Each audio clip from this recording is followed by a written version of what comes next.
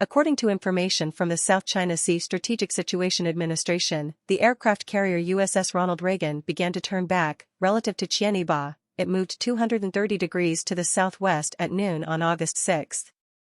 According to HOA's previous statement, countries' aircraft carriers will return to the Taiwan Strait. Send a warship of Sichuan Airlines to the Taiwan Strait. If this happens, how should the PLA respond?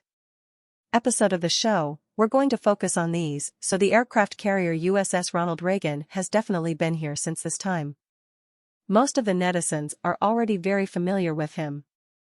South China Sea and holding joint drills in Singapore TV series. When this is a tradition, the aircraft carrier can give Pelosi a little, so to speak. His arrival immediately riots. The Taiwan Strait heats up after when the Chinese side announced the news about the exercise. He immediately followed Pelosi and left the waters east of Taiwan, while the PLA missiles also carried out precision strikes in the waters where the aircraft carrier is located.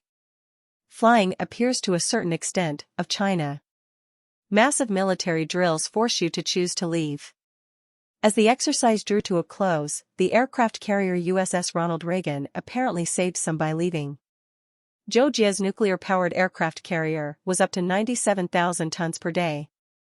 The number of fighters has reached 85, 15 projects are being worked on after Reagan, and there are many American destroyers, frigates and frigates.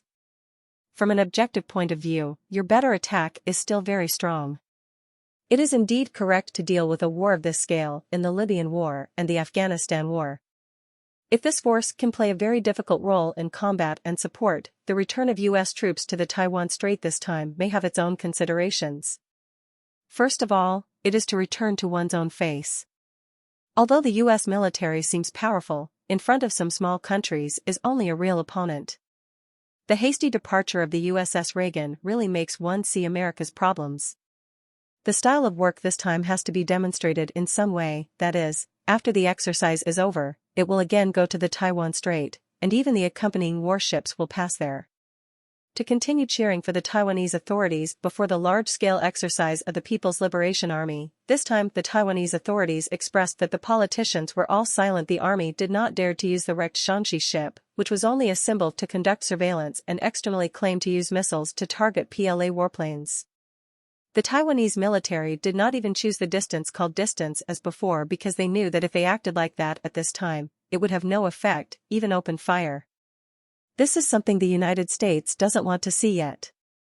He will definitely stand up again to show our support for the politicians in the Taiwanese government.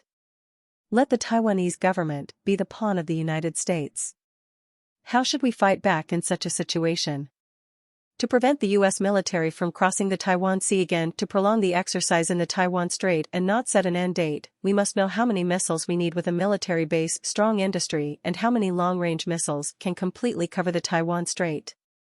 There is only one dead end. Second is fixed around the Taiwan Strait. Regular and unexpected military exercises depending on the development of the situation. Our Dongfeng 15 series missiles are similar to our Farpoint ballistic missiles. Russia, aircraft carrier of the United States would even pose a major threat. It is said that we just want to tell the U.S. that Hanyuhai is our territory.